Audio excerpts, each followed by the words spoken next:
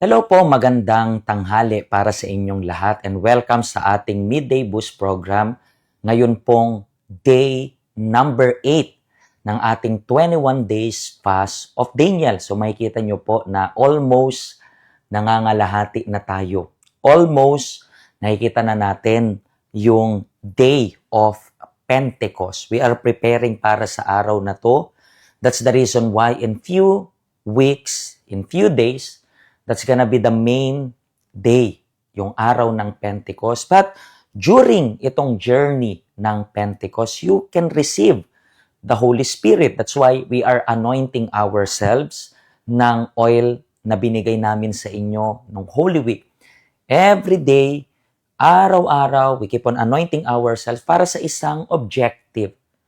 Kung wala pa po kayong Holy Spirit, for you to receive the Holy Spirit, and para po sa inyo na may Holy Spirit is para ma-revive each one of you. That's the reason why meron tayong preparation. At itong preparation is the most important.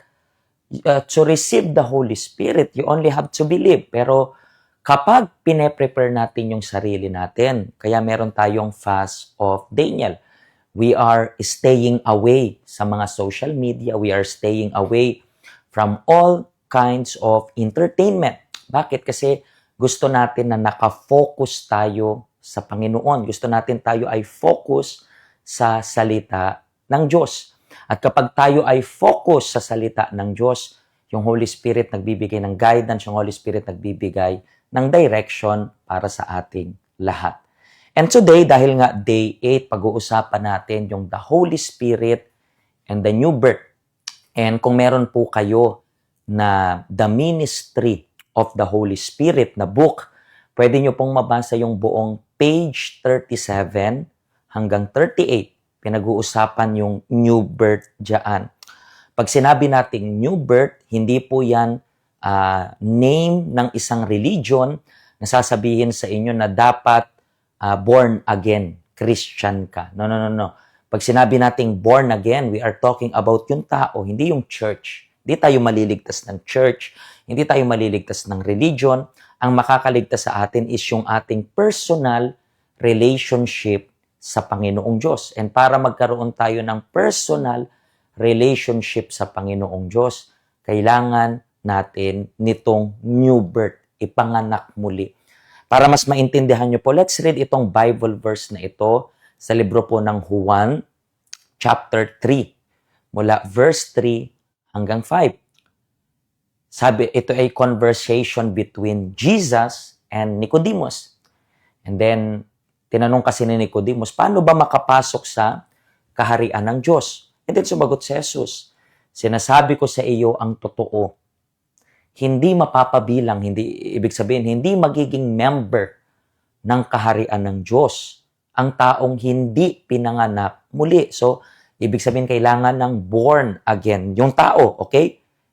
Hindi mapapabilang sa kaharian ang tao na hindi ipinanganak muli. And then, nagtanong si Nicodemus, paanong maipapanganak muli ang isang taong matanda na? Hindi na siya pwedeng bumalik sa tiyan ng kanyang ina upang ipanganak muli. And talking about yung sagot ni Nicodemus, hindi po siya yung namimiloso po dito. Okay? Siya ay sincere kay Jesus actually. Kasi nga, imagine mo, teacher siya ng law, pero nagtatanong siya sa Panginoong Jesus. Ang problema lang po kasi kapag yung tao is masyadong makamundo o earthly, gusto niya lahat literal. Diba? That's the reason why dito po sa verse na binasa natin, si Nicodemus, ginagawa niyang literal as in lahat. Tinitingnan niya na literally, lahat is, paano yan ipapanganak muli? Paano yan papasok sa sinapupunan and then ipapanganak muli? And then, hindi po yung literal. Actually, sinagot ng Panginoong Hesus. Sinabi dito, sinasabi ko sa iyo ang totoo. Hindi mapapabilang sa kaharian ng Diyos ang hindi pinanganak sa pamamagitan ng tubig at banal na espiritu. Dito na po papasok yung sinabi ng Panginoong Hesus, yung nagpabaptize siya sa tubig. Sabi niya, yan ang magpe-prepare si Juan na tagapagbautismo, ang magpe-prepare ng daan, yung bautismo sa tubig, At si Jesus, siya ang babautismo sa Holy Spirit. So, dalawang baptism. Kung nabautismohan na kayo sa tubig, yung pagsisisi, yung repentance. So, yung next step is yung Espiritu Santo. Kasi kung mali kayo sa first step, do not expect na yung second step mangyayari sa buhay ninyo. Laging merong proseso. Una, magsisi ka muna, and then afterwards, you are going to receive yung Holy Spirit. Kapag nagsisi ka, and then you receive the Holy Spirit, may bago ka ng pag-uugali. Same pa rin yung katawan, pero different mindset, different spirit. Bakit different mindset? Kasi you are allowing already to the Holy Spirit to guide you. Kaya 'di ba, yung mga previous episode natin, we are talking about the Holy Spirit is the guide. So, once you receive the Holy Spirit, you are going to have itong guide para yung Diyos i-direct yung isipan mo. And speaking about God's direction, panonoorin nyo po itong testimony ito. And then itong testimony na to, makita ka ng before and after nung natanggap niya yung Holy Spirit. And upon watching itong testimony na to, i-prepare nyo na rin po yung baso ng tubig ninyo kasi later on, bago tayo matapos, gagawa tayo ng special prayer para sa fast of Daniel na ito, maghanda po kayo ng water. Okay? Panoorin po natin itong testimony ito and then magbabalik po tayo. I was treated unjustly, which led me to become bitter and make many poor life choices. My life became a mess with no direction. Inside me were grudges, hatred, pride, and a hot temper. I fell into deep depression and couldn't sleep. I cried in the middle of the night, had mood swings, and became emotionally unstable. Everything began when I discovered my husband's gambling and infidelity. To support his addictions, he sold all our properties, our savings, and even my jewelry. I lost all trust in him, and our marriage fell apart. I decided to separate from him.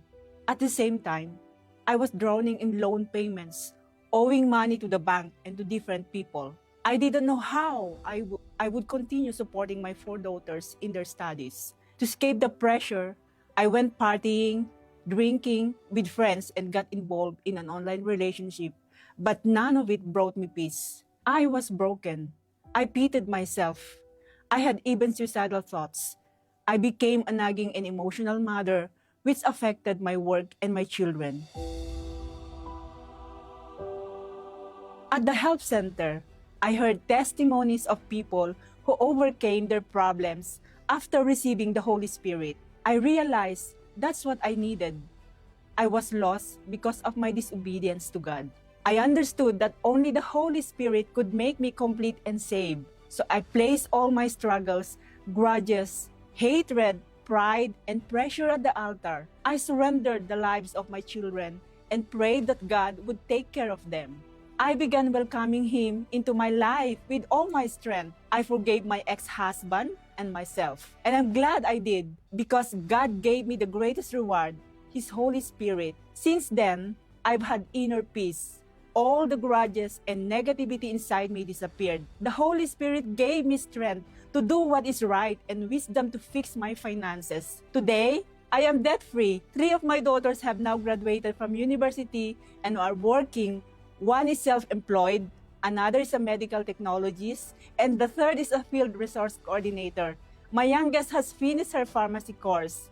We were even able to open a small helmet cleaning machine business together. I also inherited land from my parents, which we plan to invest in. I'm no longer that emotional, nagging mother. My children have seen my change. 2 of my daughters are now attending the UCKG in vegan, are baptized in water, and active in the BYG. Despite all the challenges I face, I never stopped at praying for them. My perseverance and the Holy Spirit transformed me from someone defeated into someone strong, and in turn transformed my family. The Spirit of power now lives in me, and that power is the Holy Spirit. Amen. Yan po yung reason kaya we have to receive the Holy Spirit kasi meron pong before and then meron ring after, yung new birth na pinag-uusapan natin. And today is the moment of prayer.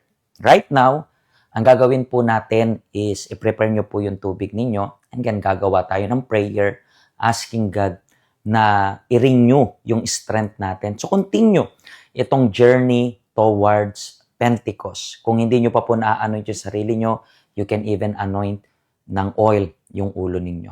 Okay? Close your eyes and let's make our prayer. Panginoong Diyos, in the name of the Lord Jesus Christ, we are on our day number 8 of the fast of Daniel. And alam ko, Panginoong Diyos, na yung iba sa kanila nakapag-adjust na. Maybe yung iba kakasali pa lang ng fast of Daniel na to. And meron silang isang important request. Ang request nila is to receive itong Espiritu Santo. And I ask you, Panginoong Jesus, na i-bless mo rin itong tubig na to. I know na yung iba sa kanila is talagang ibinibigay yung lahat sa iyo. Puso, katawan, at espiritu. So, basbasan mo yung tubig na to. Upon drinking this water, hinihiling ko na ang iinumin nila ay lakas, ang iinumin nila ay kapangyarihan, ang iinumin nila ay presensya mo na tutulong sa kanila na gawin yung lahat, mag-antay sa promise ng Diyos, which is yung Holy Spirit. Mga kaibigan, bless na po yung tubig ninyo. Inumin nyo yung tubig ninyo ngayon. Receive yung pangako ng Diyos.